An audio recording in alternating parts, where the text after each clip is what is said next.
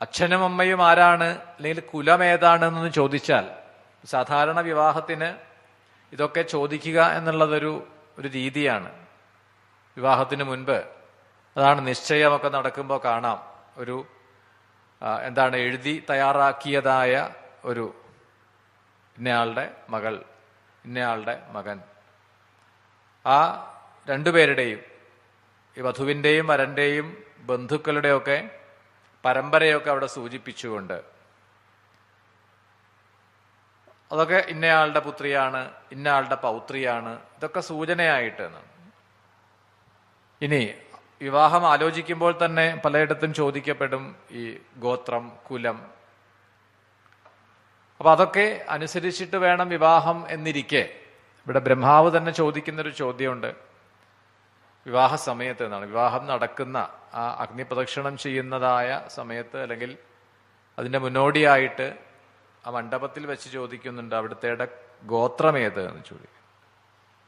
പെട്ടെന്ന് ഭഗവാൻ അതിന് മറുപടി പറയുകയല്ല ചെയ്തത്, തൻ്റെ കയ്യിലെ ആ ഡമരു എടുത്തിട്ട് അതിന്റെ നാദം പുറപ്പെടുവിച്ചു എന്നാണ്. അതുതന്നെയാണ് ഗോത്രം, അല്ലാതെ പ്രത്യേകിച്ച് ഗോത്രമൊന്നുമില്ല, പ്രണവം തന്നെയാണ് എന്ന് ബോധ്യപ്പെടുത്തി കൊടുക്കുകയാണ്.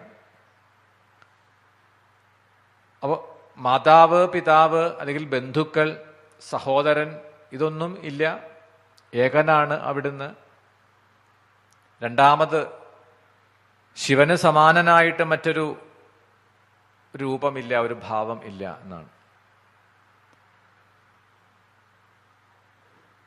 ഇങ്ങനെ വസിഷ്ഠപത്നിയായിട്ടുള്ള അരുന്ധതിയും വസിഷ്ഠനും അതുപോലെ മറ്റ് ഋഷിമാരും ഋഷിപത്നിമാരുമെല്ലാം ആ മേനാദേവിയോടും ഹിമവാനോടുമൊക്കെ ഉപദേശിച്ചുകൊണ്ട് സർവൈശ്വര്യേണ സമ്പന്ന നാമ്നാ സർവേശ്വരേശ്വര ശാസ്ത അശേഷസ്യ ജഗത ഭീഷാസ്മാൽ വർത്തതേ ജഗൽ. അപ്പൊ ജഗത്തിന് മുഴുവനും പിതൃവ്യനായിട്ട്, രാജാധിരാജനായിട്ട്, രാജരാജേശ്വരൻ എന്നൊക്കെയാണ് നമ്മൾ പറയും. ഈ ശിവക്ഷേത്രങ്ങളെയൊക്കെ നോക്കിയാൽ കാണാം, ഒരു രാജപദവിയിലിരിക്കുന്ന രാജരാജേശ്വരൻ എന്നൊക്കെയാണ് പലപ്പോഴും ഭഗവാനെ അഭിസംബോധന ചെയ്യാന്ന്. ജഗത്തിന്റെ മുഴുവൻ ശാസകനാണ്.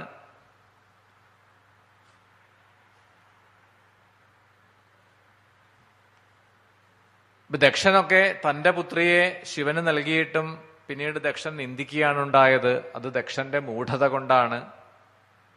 അങ്ങനെ ശിവദ്വേഷം ചെയ്തതായ ദക്ഷന് പിന്നീട് അതിന്റെ ആ പാപഫലമൊക്കെ അനുഭവിക്കേണ്ടി വന്നു. ശിവനിന്ദയുടെ ഫലം അനുഭവിക്കേണ്ടി വന്നു. അതുകൊണ്ട് ഒരിക്കലും സദാശിവനിൽ, ആ ശ്രീശങ്കരനിൽ ഒരിക്കലും സംശയം ഉണ്ടാവരുത് എന്നാണ്. സംശയബുദ്ധി വച്ചു പുലർത്താൻ പാടില്ല. ശങ്കരനാണ് എന്നാണ്. ശംകരോതി ഇതി ശങ്കര. ശമത്തെ പ്രദാനം ചെയ്യുന്ന, സുഖത്തെ പ്രദാനം ചെയ്യുന്ന ആ ഭഗവാൻ ശ്രീ ശങ്കരനാണ്.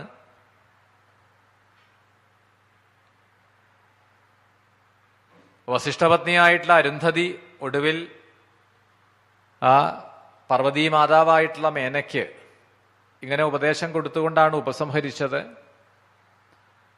നിങ്ങൾക്ക് നിങ്ങളുടെ ഈ പുത്രിയെ ആ ശിവന് വിവാഹം ചെയ്ത് കൊടുക്കാൻ കഴിഞ്ഞാൽ തീർച്ചയായിട്ടും നിങ്ങളുടെ ജന്മം സഫലമായി എന്ന് പറയാം.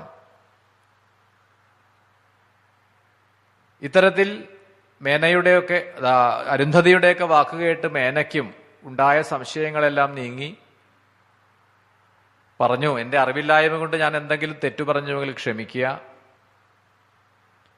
പാർവതിയെ ആ ഭഗവാന് നൽകാൻ പൂർണ്ണ സമ്മതമാണ് എന്നിങ്ങനെ പറഞ്ഞുകൊണ്ടാണ് തുടർന്ന് അവരൊക്കെ അവിടുന്ന് മടങ്ങിപ്പോവുകയും ആ വിവാഹത്തിന് വേണ്ട ഒരുക്കങ്ങളൊക്കെ ആയി.